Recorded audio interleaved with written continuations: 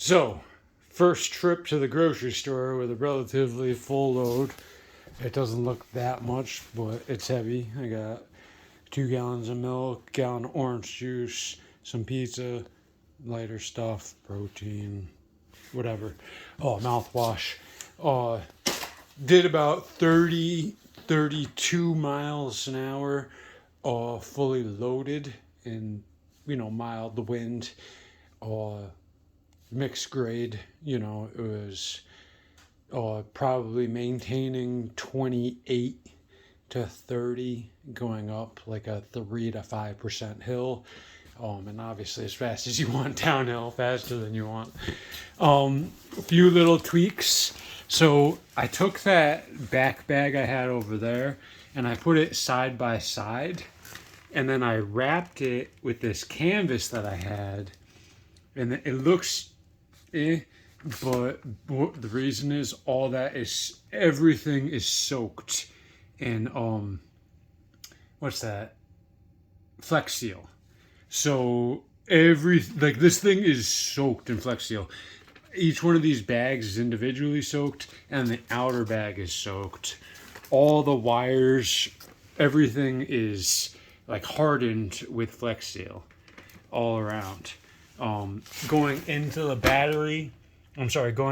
the controller base down there, I sealed that up and I armored the wires there.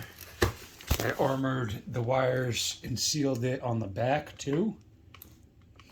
All those connections, including this seal here, between the main battery and the control box, that's all Flex Seal. So I'm gonna crack it when I take the battery out, but it'll be kind of a rubberized gasket all around those battery terminals.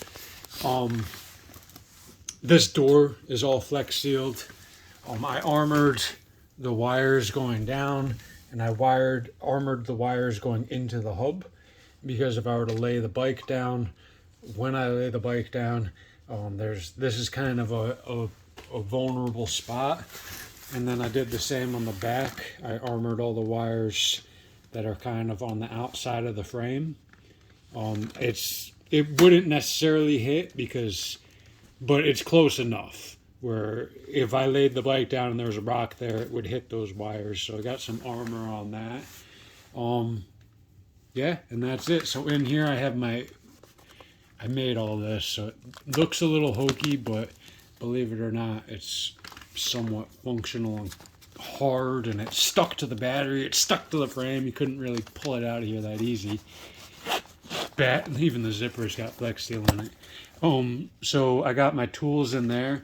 If I were to tear this thing and pull it out and rip all the Flex Seal, on the other side of this, where my tools are, like back here, you can't see it, you can't access it without pulling this out and kind of messing up all that Flex Seal. That's where all the wires and the controller for the front tire are.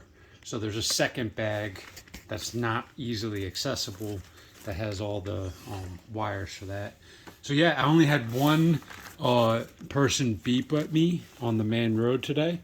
It wasn't like an aggressive, I'm going to kill you beep. And it was a girl driving a pickup truck. So she was probably scared. I wasn't scared. So one girl driving an oversized truck that's too big for her, giving me a beep is not a problem. I'm not worried about that as far as courtesy on the road. Everybody else, I was going fast enough where I didn't seem to bother anybody, and that's what I want. Just fast enough where I'm not in anybody's way, and I'm happy, man. I'm gonna get my new saddle today, so my saddlebags. So my next grocery trip, everything's gonna be stored down here. So I'll have like a 25-liter bag on this side, and a 25-liter bag on that side, which should be the same net volume as the crate, and it'll just be a lot easier. I can't say a lot easier to get on the bike. Right now, in order to get on the bike, I got a high kick over this and slide on. And you can see it's just a little bit too tall to do that. But with this coming off, I'll be able to kick over the back seat and get on that way without having to kind of front kick over the main bar there. So it'll be a little bit more comfortable. Shouldn't lose the storage. If I do lose any storage, because I can kind of pile this, and I won't be able to really pile the saddlebags, I'll have a backpack for a backup. So maybe I'll keep a backpack in one of the saddlebags. You know, I got some spare backpacks. And if I overbuy at the grocery store, then I'll just pop on my backpack, fill up the backpack with the extra groceries, and keep, 50 liters of storage down low.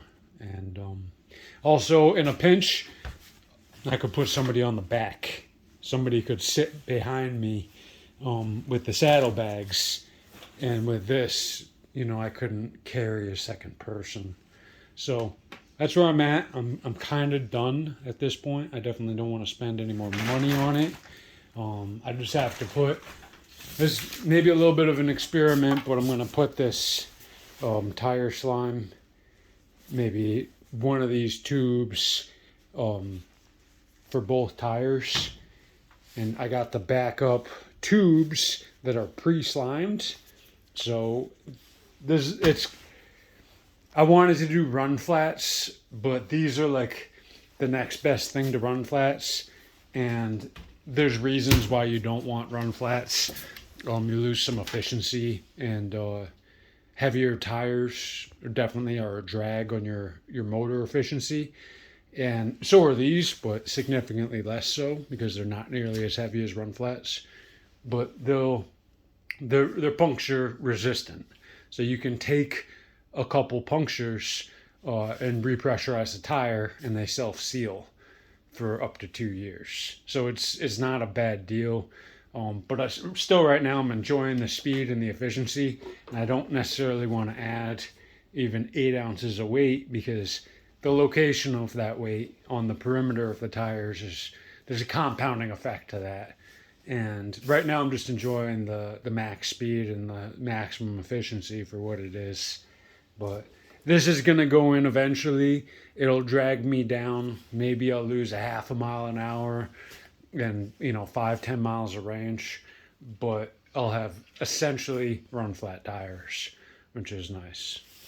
And I got some backup tubes, so I should be kind of bulletproof for a couple years as far as breakdowns go, or emergencies go, or fuel crisis goes.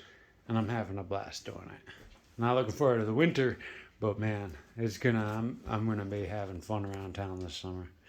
Thing looks mean now. I like it.